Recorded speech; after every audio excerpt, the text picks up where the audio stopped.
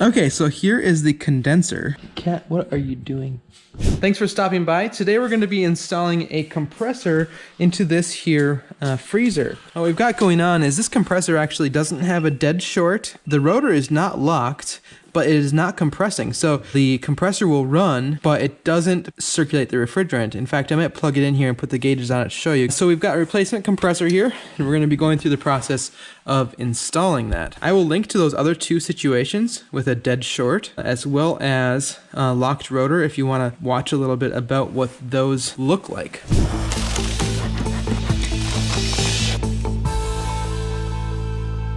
So this right here is an access port that's already been installed, and I made a video about how to install one of those, so I will link that in a card or in the description. So you can see here that we're at 0 psi.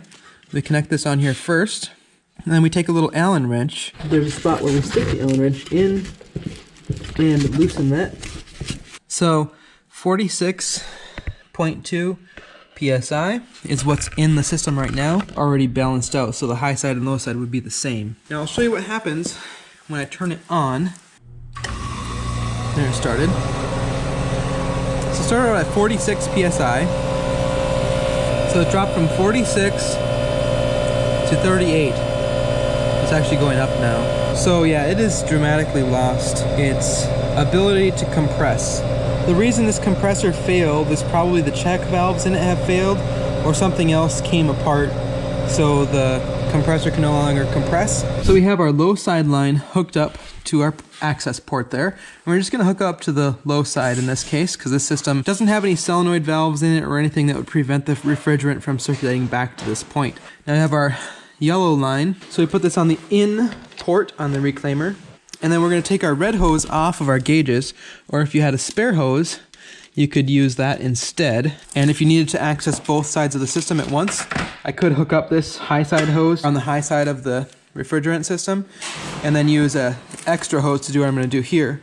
So I'm going to connect onto the out port of the reclaimer, and here we have an empty refrigerant cylinder. You know, you always want to have a cylinder with the appropriate type of refrigerant. You never want to mix refrigerants. You also need to be certified with the EPA in order to handle refrigerants legally, which I am. So we're going to go ahead and attach this here, but I'm not going to attach it fully yet.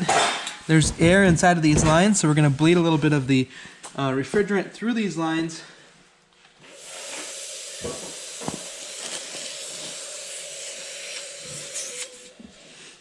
In order to prevent air from getting into this canister here. Alright, now that everything is hooked up, we're ready.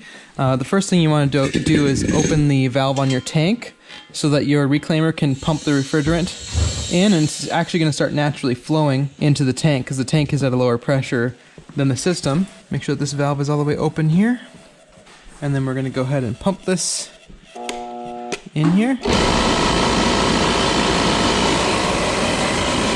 And then we'll come back in a little bit here once it's pumped down fully.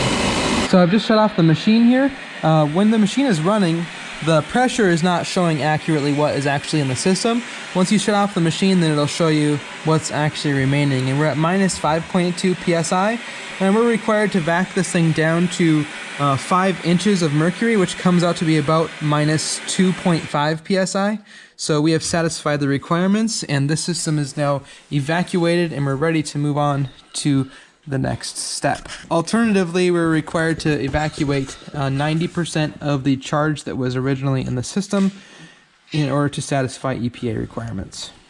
So we'll just close all of the valves that we had open earlier, here and here, and then we'll just bleed off the refrigerant, little tiny bit of refrigerant that's in the lines here. And now we're going to weigh the tank after recovering the refrigerant and see how much it weighs. So we're at 28 pounds, 8.5 ounces. So we're going to just let air go back into the system. We're going to be evacuating it in a little bit here. So that's going to pull a little bit of air in here, but the compressor is being replaced as well as the filter dryer, so I'm not too concerned about that. So we're going to get ready to remove the compressor. And I actually might remove this entire condensing unit from underneath here because there's like no room to work on it. Okay, so here is the condenser. the front of the condenser here, and a lot of times the condenser will just have one plug where it is powered from the rest of the freezer or refrigerator. There it goes. Cat! My goodness. So now that power is disconnected, we'll go look at the refrigerant lines and see where we need to cut those. And you'll see that there's two lines going up into the freezer somewhere. These ones go up right here, and one of them is this larger size line, and the other one is this tiny little line we call a capillary tube. And so those are the lines that go up. But I'm actually not going to cut it over here. I'm going to cut the suction line where it comes off of the platform of the condenser. And then we're going to cut this line up here where the liquid feeds into this filter dryer. And that should allow us to remove the condenser. And before you cut any refrigerant line, it's a good idea to just take and clean the copper right where you're thinking to cut it. And then we'll take this zero clearance cutter here and cut that pipe right in the middle of the clean area. I will link to one of these pipe cutters in the description.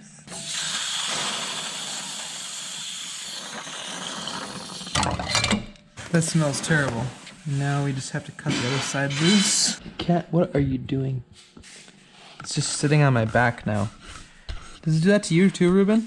Yeah. Then we're going to go ahead and just clip off this capillary tube right here where it comes out of the old filter dryer. And now our condensing unit should be free to slide out. I should also mention that you want to tape off these lines. You don't want to just leave them standing open. It smells like a skunk, you know? It smells almost perfectly like a skunk. I'm not holding it anyway. That burned oil or whatever that is smells so bad. Yeah. Yeah, I think it'll fit. The compressor we're using today is not an exact replacement of the original, in the sense that it has a little bit of a different layout for the pipes going into the compressor. However, it is the same specifications as far as the amount of BTU output that it is able to produce. So depending on what the distributor has in stock, oftentimes we have to use a compressor that wasn't the same as the original one, but it will work just fine. I just have to do a little bit of repiping, which is super annoying. I always prefer going back with the exact same one whenever possible, because this one has a king valve and we need to do some flaring and stuff, which we'll talk about a little bit more in a minute. Now I'm just going through that process of reconfiguring. I'm using a little chunk of that copper off of the tail of the liquid line filter dryer just to be able to continue doing my repiping work. But yeah, so it's pretty straightforward in just making sure that you have your liquid line going to the liquid line and the suction line going to the suction line. We're then going to go ahead and put our new filter dryer, liquid line filter dryer. You always have to replace those.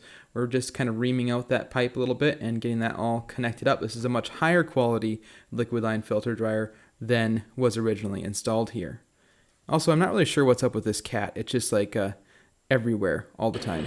Okay, so I've got the new filter dryer ready to solder, as well as the liquid line coming out of the compressor.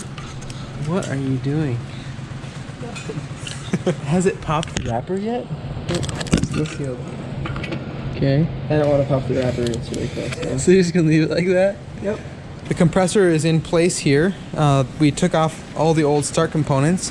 We just have our two wires coming in. We'll look at the wiring diagram to determine which of these is the neutral. I don't know why they just don't make one of these white. When you wire these things, it's kind of confusing. They give you two leads that are just loose here that you're supposed to connect the power to. So this wire here and this wire here. There's not one that's clearly marked as the neutral wire. This is a 115 volt application. If it was 230 volts, it wouldn't matter which one is hooked to which wire coming into the box. But you can see here we have a white and a black wire. So to figure that out, you just have to look at the wiring diagram. It says power leads from disconnect switch. So this is the power coming in and showing us the wire nuts. And then it has arrows pointed black and white. So white is your neutral and black is your hot. Black is attached to terminal number 5. And then white is attached to terminal number 4. So if you look closely in here, this one is terminal number 5, and this block up here is terminal number 4. You just have to pay attention to that, and then get those wire nutted together in there with the connector going through the side, and we are done wiring this thing. All we have to do is plug it back in once we get it slid back into position. So this is what we call a king valve, or just a service valve in the refrigeration industry. You'll see these sometimes used in air conditioning, but mostly used in refrigeration. Just a couple things to understand about them in order to use them properly. This part right here is where it would normally be attached to the compressor, and right here is where it would be connected to our suction line. So we'd have vapor coming back to the compressor through this, where this flare fitting is. If you were to go ahead and put your gauges on right here, where we have an access port, you would be disappointed. So when we take this off, it's just an open hole. So what you have to do, you have to take off this cap here. I will link to this wrench in the description below. The valve is currently in the open position. Refrigerant can transfer through here because it is in the open position, like I said. But this is closed. Right now we cannot get any air through that. You need to get this to open. And the way you do that is by actually closing the valve just slightly. About a half a turn for me to then be able to access the refrigerant in the system. So that is how this valve works. When it's all the way open, it closes this side port here. And when you open these up, it actually helps it seal better. So you want to get this nice and just snug when you open it up all the way. So I have the new filter dryer in place here, and we're actually just sticking this dryer into this larger size pipe here. It fits quite nicely. And then down here we have a 1/4 inch line that is the original line that goes to the condenser, and we're necking that down by just using a piece of 5/16 line. So this is 5/16, so 1/4 inch, 5/16, and that's the actual size that it needed to go into the new compressor's output port there. So we're going to braze these now, and I should also mention that it would be a good idea to use nitrogen inside of these lines. But because we do not have access to the right stuff today, we're not going to. So generally a few different types of braze that you can use. This one is 0% silver. This stuff works good for most applications where you're using standard fittings and things, but it flows a little bit thinner, it's more runny. This is 6% silver. This is kind of my favorite, happy medium. Costs a little bit more, but it flows a lot nicer. Kind of more like honey instead of tomato juice. The 0% stuff is like tomato juice, 6% is like honey. We're using a turbo torch today. It's just air acetylene mixture. It does a great job for most size pipes. Anything bigger, you're probably going to have to go with a oxygen acetylene setup. And generally speaking, it's best to do the fittings further away from you first so that you don't have to reach over the really hot fittings.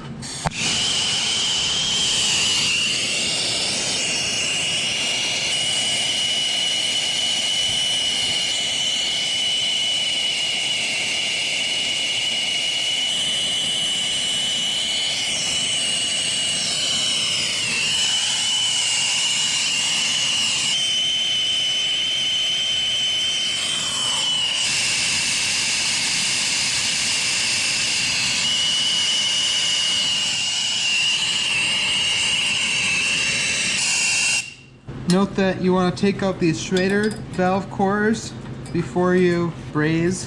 This Schrader valve core is already removed when you get the new filter dryer.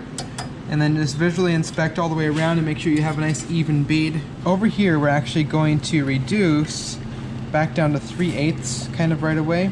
So this is 1/2 inch, and then we're going to switch down to 3/8. And that's because the original suction line is 3/8. And 3/8 is a lot easier to work with. So we're just going to push this 3/8 into this 1/2 inch here and braze that. A lot of times you can switch sizes by just pushing the next size line into the next one.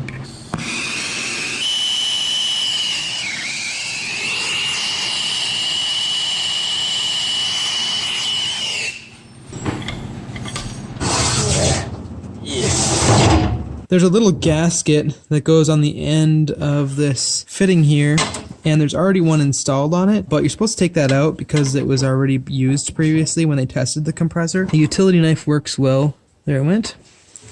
If you need a utility knife, this is the best one on the planet. I will link to it in the description below. I've had this knife for like 8 years. So we're going to stick this gasket, new gasket, back in, and now we're ready to install our king valve, as we like to call it. Now note that a lot of compressors are not going to have this style of connection on the low side. A lot of times it just is a copper connection that you braze. Actually, I wish that that's what this one was, because this caused me some extra work because we had to make this flare. Here's our flare nut. Oh, this is cool. Superheat. This compressor will operate most effectively with up to 20 degrees maximum superheat. We have our capillary tube cut off. We're going to go ahead and put it up into our filter dryer. And we want to push that all the way in. You'll feel it stop. And then just back it up a little bit. So we're going to push it in a good 3/4 to 7/8 of an inch. We just don't want it to be very close to the end here, where it could potentially get filled with braze. See that I also have my suction line all in place, so we're going to braze that at the same time. I tightened this fitting here, attaching the valve to the compressor after putting in the gasket, and then we just tightened this brass flare nut on there, so this is all rigid. This the Schrader valve core. This is what we need to thread in on the top of this liquid line filter dryer. Don't forget to do that. So we are now ready to pump the system down. We're gonna pull a vacuum on this thing now. We just need our low side gauge, which is the blue one, to go on the suction line right here. And then we're gonna put on the liquid side, which is the red hose, typically. We're putting that right here. All right. Take our center hose, which is the yellow hose typically, and attach that to the vacuum pump. Now we'll make sure all of our valves are closed to start off with. So we'll turn on the vacuum pump here now. That means that the pump is cold.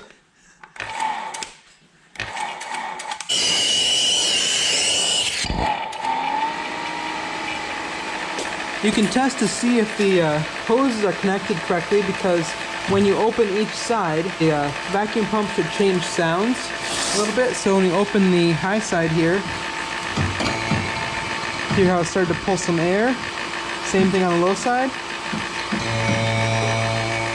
So we'll open both of them up. There's the high side. It always pulls less. And now the low side.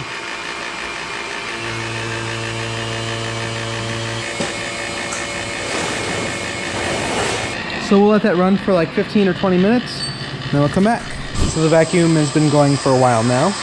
So what we'll do now is shut off the gauges, low side and high side, and then we can turn off the vacuum pump.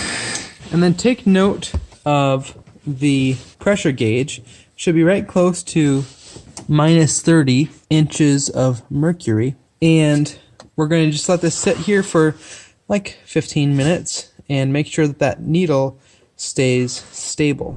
Alright, our vacuum is holding stable. So I've switched the hose over from the vacuum pump, and we're going to go ahead and turn this on. This is 404A, type of refrigerant that we need in this particular system. So I open up this valve here on the tank, and then I just open this connection a little bit, just enough to bleed the air out of that line. And now we're ready to flip the jug upside down. It needs to be upside down in order to charge the refrigerant into the system properly. It's an azeotrope, which means it's a blend of multiple different refrigerants. Most refrigerants are that way now, I should say. And now we're going to zero our scale.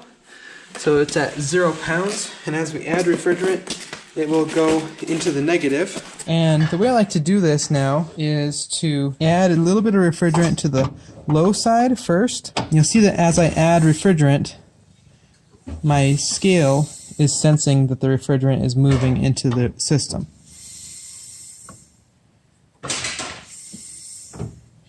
Okay. I like to add just enough so that we get it just to 0 or slightly above 0, and then the pressure will also come up on the high side, which it did, which means that I can remove my high side gauge from underneath the unit. And the reason I remove the high side gauge is otherwise it fills up with a lot of liquid. We don't really have a need for it to be attached to the system. And now we're ready to turn this thing on and then slowly add in the correct charge, which is going to be 22 ounces. The moment of truth, Ruben, the moment of truth. It's near. Here we go. You'll see that the pressure's drop really fast as soon as it starts, which it does. It's pumping down very quickly. So we're going to add refrigerant very, very, very slowly.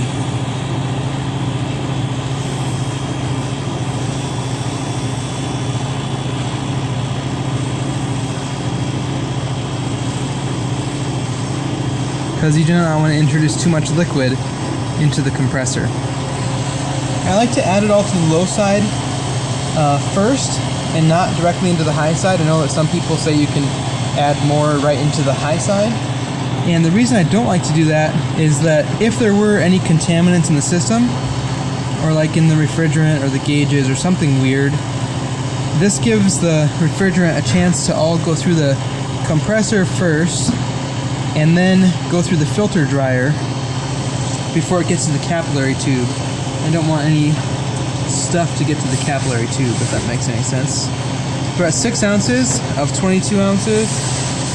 You can see right here on my gauge that this line is getting really frosted up. That's because the liquid is turning to a vapor before it gets to the compressor, which is a good thing.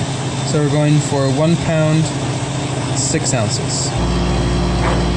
We're at 1 pound, 6 ounces. I'm going to go to 1 pound, 7 ounces. Just because the new filter dryer is a little bit larger capacity, I think, possibly. And then I'm going to shut off the valve, like so. And then add the rest of the refrigerant that was in those lines into the system.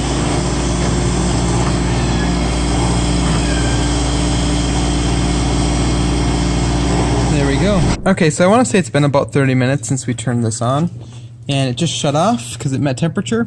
Wanted to point out a couple things down here. Got all of our caps installed and in place here. And with this capillary tubing, you want to always watch for where it's going and secure it where it would potentially rub, because you don't want the copper lines to rub through, as that's a fairly common issue. Temperature is down to -7 degrees. It was actually at -8 a second ago. And when you open the doors, the fans shut off. Hear that? The doors vacuum shut, and so for the first few seconds it's harder to open it. Okay, there comes the compressor again. So it should be good to go. We'll leave it plugged in for a day or two and make sure that it stays stable, but it should. I think it's going to be great. I have to take a moment and record this because this is really cool. My window is totally covered in ice on the outside. So when I roll down the window, because of the temperature being just right outside and having the truck running for a little bit, look at this. The ice is still there. This is ice! That is so cool! The window is all the way down. Oh, it's not got much strength to it. What should I do now? I'm gonna try to just push it out really carefully. Whoa! Ha ha ha ha ha. That's like 3/16 of an inch thick, I wanna say. Alright, here we go. How can I capture this? This is so cool. Oops. Add it to the list of interesting experiences. I've never seen that, where you can actually roll the window down and the whole sheet of ice just sits there. That is so fun. I'm gonna go home now. I've got some fajitas in tow. Thanks for watching. See ya. Check out our mailboxes here. There's a lot of ice on that. I think, my goodness, look at how thick that is.